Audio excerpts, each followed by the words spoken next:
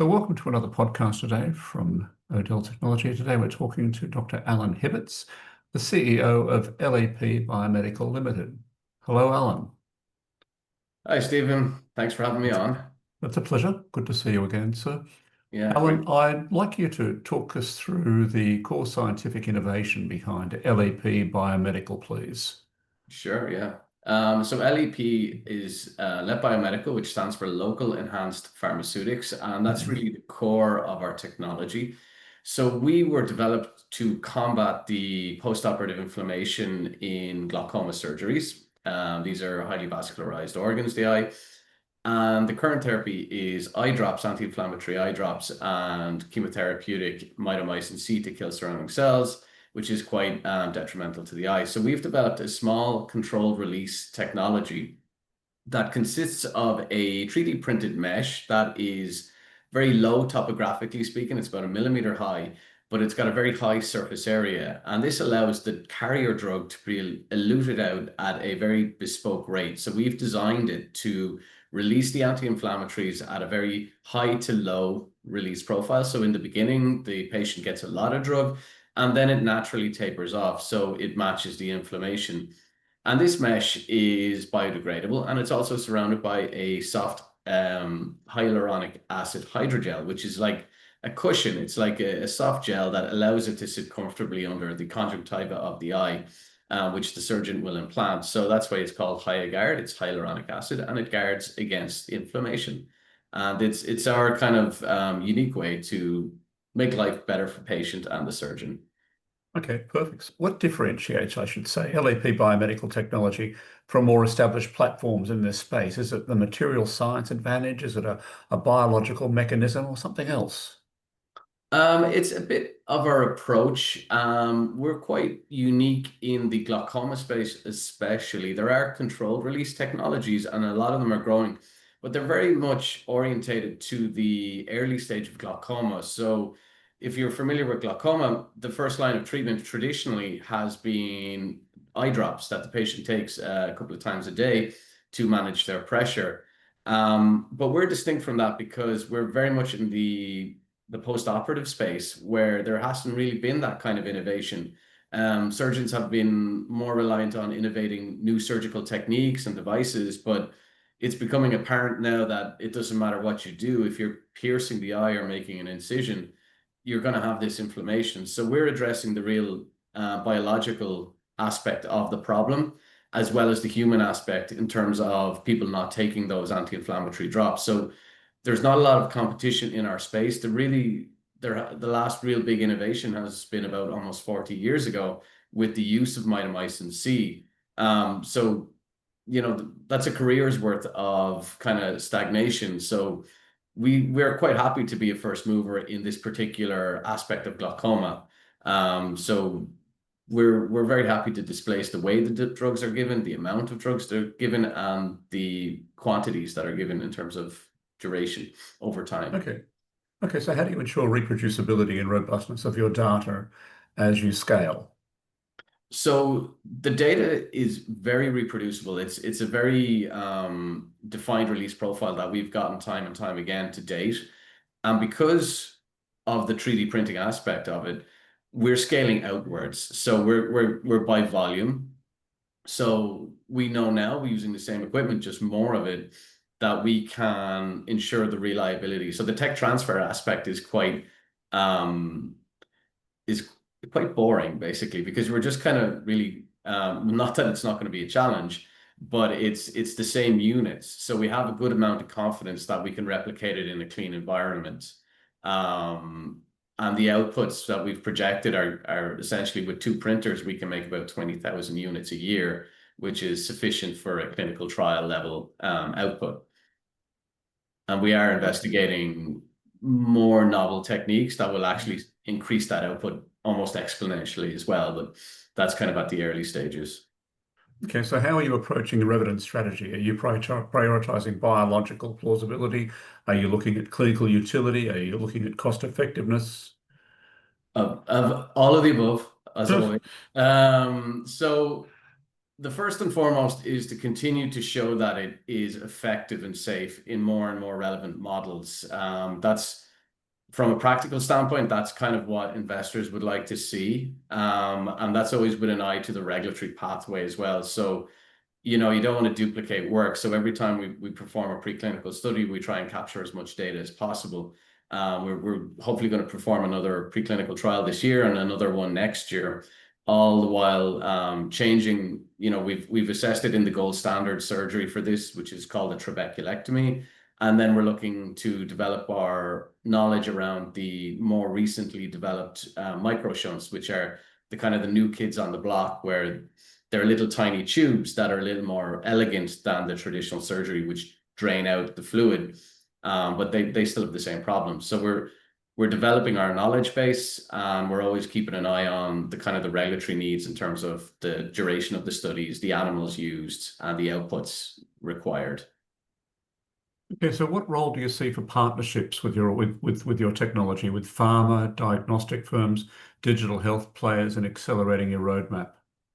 Yeah, that's a really good question, because you never really work in isolation, and there's so many fields that are just continuously evolving. So the nice thing about our technology is that it's platform. It's platform for the diseases we aim to treat. So the post-op inflammation and glaucoma is our entry due to our origin story. But there's so many ocular surgeries that we would be relevant to. And then additionally, the technology itself is quite flexible in the drugs we deliver. So as we spoke about regulatory, our first drugs are corticosteroids. They're as old as the hills, but they're very reliable and effective when given correctly. So that limits our regulatory burden. But we are also, we've validated, I think we're up to about 10 different carrier molecules now. So partnerships are a huge priority for us, for people who have novel chemical entities or even clinically approved chemical entities, but they're not doing the job they should be doing because they're reliant on drops. And you're essentially washing the eye with huge amounts of the drug, and you're getting these off-target effects because you don't actually need to give that much, but there's no vehicle to accomplish the correct dose until the likes of us. So we're big into partnerships with both disease indications, device manufacturers, and pharmaceutical manufacturers. Okay, so Alan, how did you end up where you are today? Can you tell us a little bit about yourself and the journey that it took to get to where you are, please? Yeah, sure.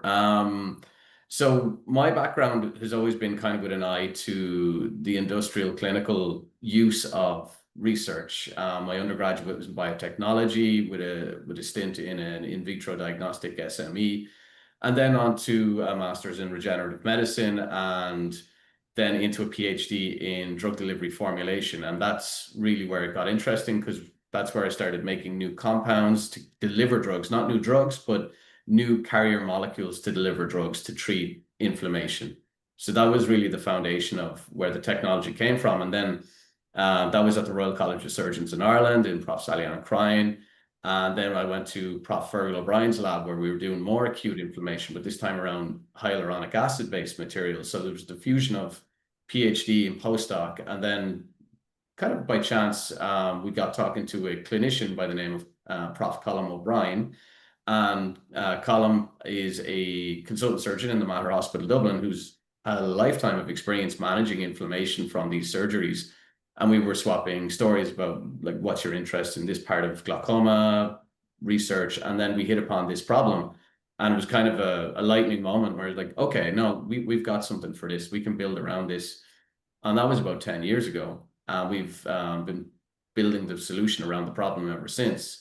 Prof. Colm O'Brien, he's our chief medical officer now. He's a longtime collaborator, and he's been instrumental in developing this technology. So, it's all those little kind of butterfly effect moments that lead up to where we are now, and it's been kind of a crazy journey. Okay, absolutely. So speaking of adjunct fields, are there opportunities in oncology, regenerative medicine, rare diseases that you see untapped potential for in your platform?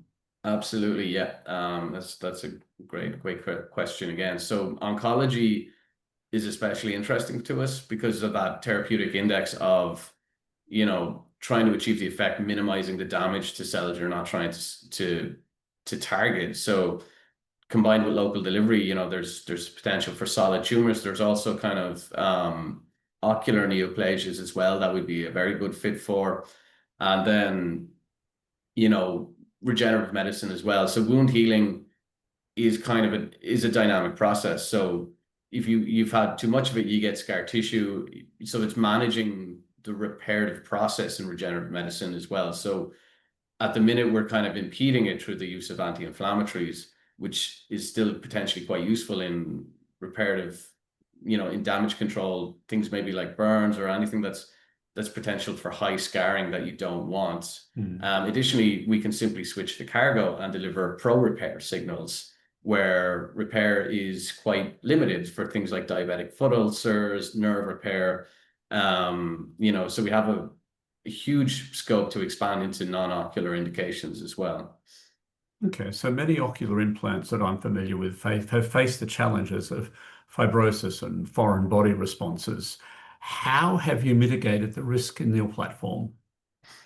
That's yeah. So foreign body response really is kind of a technology killer in glaucoma, especially because that's essentially the problem we're facing because the initial primary surgery is a tube, let's say, and that's causing a foreign body response because of the inflammation arising from it. So that is drawing in a lot of immune cells, a lot of scarring, and that's all the foreign body response. So really first of all, the materials we use are really non-immunogenic, and everything has some base level of response, like it's just a fact of life. But the degradation products, the materials, they're all clinically regarded as safe. And then just by the fact that we deliver that anti-inflammatory, by being there, we're kind of extinguishing that fire, much better. The kind of histological analysis of our implant at a month is there's quite a lot of cell colonization, but it's the good kind in that they're not forming what they call the ring of steel around the insert. So the cells are infiltrating through because that hydrogel, the hyaluronic acid, is microporous. So it's kind of just like a honeycomb structure if you have it under a microscope. So the cells do infiltrate, but they don't form a shell around it. They don't try to just seal it off as they would in a very hostile foreign body response. So we're kind of innocuous. They're just colonizing it, but not closing us out, not forming a scar tissue around it. So again, that goes back to the choice of materials combined with the anti-inflammatory payload we're delivering in general. Okay, so was 3D printing essential to achieve your design goals, or could it use traditional manufacturing? So the 3D printing is very useful because of the way that we've essentially achieved our drug release profile because we're 3D printing. We had the first kind of generation when we're in really early stage R&D was nanoparticles in a gel, and we jumped off that as soon as it was possible because nanoparticles are a pain to disperse in a gel consistently. If you think about mass production, it's just very, very painful to get them uniformly distributed in a viscous substance. So there's a tendency to clump, and that's going to change your release rate. It's going to change your degradation rate. So the mesh is really reproducible in the printing phase, and then dispersion, and then imbuing that in the gel is much more simple and reproducible again. So it solved a lot of problems when we moved away from nanoparticles because these drugs are not water soluble as well, which contributes to the controlled release as well. Yeah, absolutely, that didn't occur to me. That's a very clever idea. So in the operating room, what does the surgeon experience with the product? Does that work? Does it disrupt current significant surgical flow, or is it seamless? It is either a break even or a net improvement to the flow, the workflow. So, going back to Prof. O'Brien again, it was really important that we had a clinician from the get-go because we had to make sure it was easily integrated into what surgeons are already doing. We don't want to send them off for 2 weeks of intensive training with microsurgical applicators. So it's small implant, but it's just big enough to be easily manipulated and inserted. So traditionally, at the end of the surgery, the surgeon will apply that mitomycin C therapeutic using either a swab or some irrigation. and that's usually left on. If it's swab, it's left on for 2 to 4 minutes. In our case, instead of that, we have the packaging is intended to be a peelable blister, like a contact lens. Mhm. And we freeze dry these as well for long-term storage. So you just rehydrate in theater, it's sterile. You rehydrate so the gel becomes hydrated. It's that soft gel. You take it out with a forceps, and then you just slide it in under the conjunctiva instead of that mitomycin C swab. So we've tracked them in our preclinical studies today. It takes about 30 seconds to put in. So it's quicker than the current standard of care in a number of minutes. Okay. Minutes over years, adds up to a Yeah. cost saving. So like I said, it's a net improvement. Now, if surgeons are a bit more cautious, they want to take their time, that's fine, but it's not going to add minutes or hours to a surgery. Okay. If anything, it's a net gain. So what would success look like post-market study? Would it be reduced scarring, reduced reoperations, improved IOP controlled? So that's it. It's reliability, really. Like we're very fond of saying that the surgeries that exist now are great when they work. So it's a bit like Anchorman, where say 60% of the time it works every time. So we want to change that to just it works every Yeah. time. So we don't need Okay. the pressure to go down more. We just need it to go down and stay down. And when they go into the operating theater, they know that they'll get that result. Okay. So You how know, do you see it? How do you envisage the technology altering post-operative care protocols? Is it particularly around steroid tapering or drop burden? So the post-operative regime would mean they'd still take a week's worth of antibiotics, which is fine, but there'd be no drops.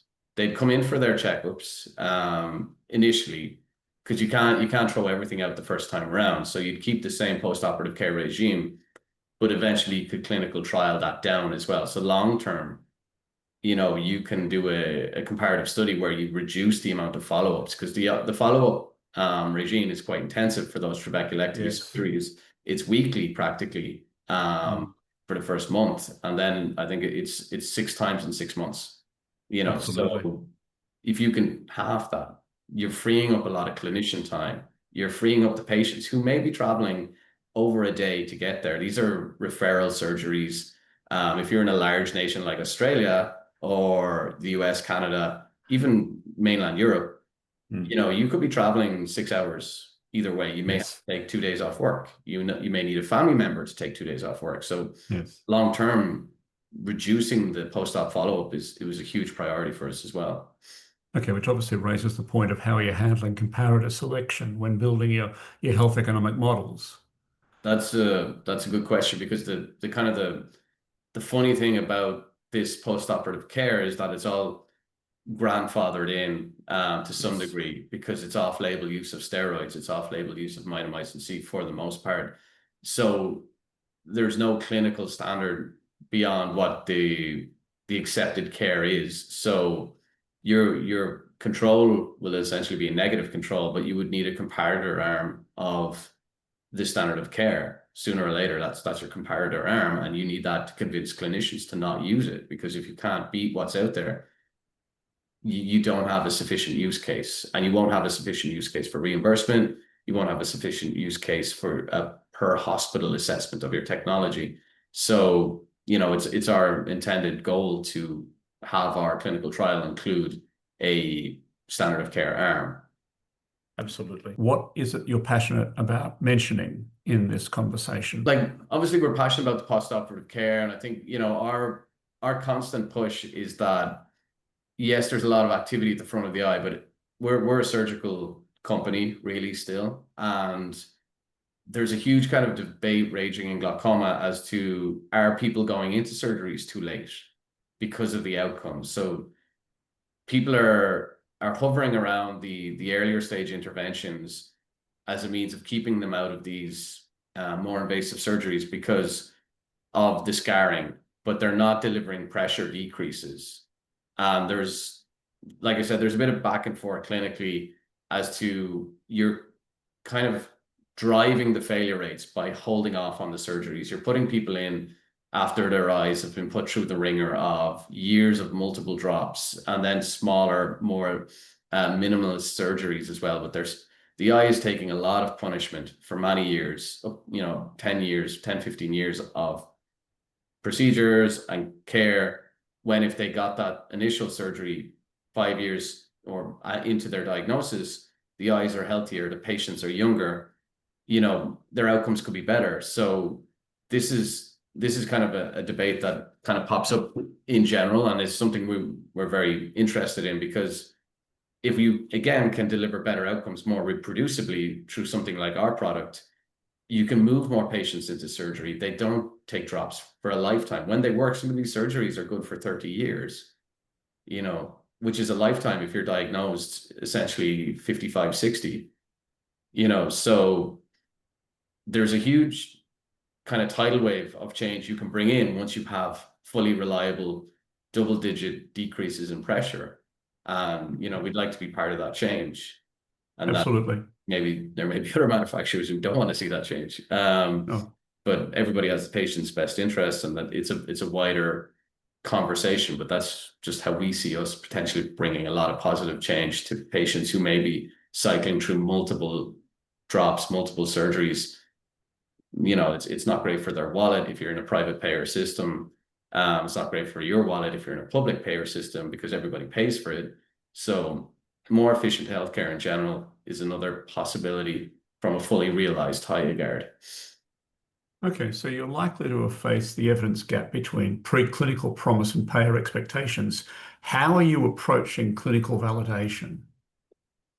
Yeah, this is true. So the first thing, at least, is the animal models are difficult models for inflammation. So that makes challenges now. Things like rabbits and dogs, they're high scarring animals, very high prone to scarring. So by the fact that we're getting good results in those models, means that going into older human patients is probably a lower bar for success. So that's kind of the payoff for these challenging models. Now, then the important thing is to make sure, like you said, the payer expectations, whether that's the surgeon, the patient, the public system in general.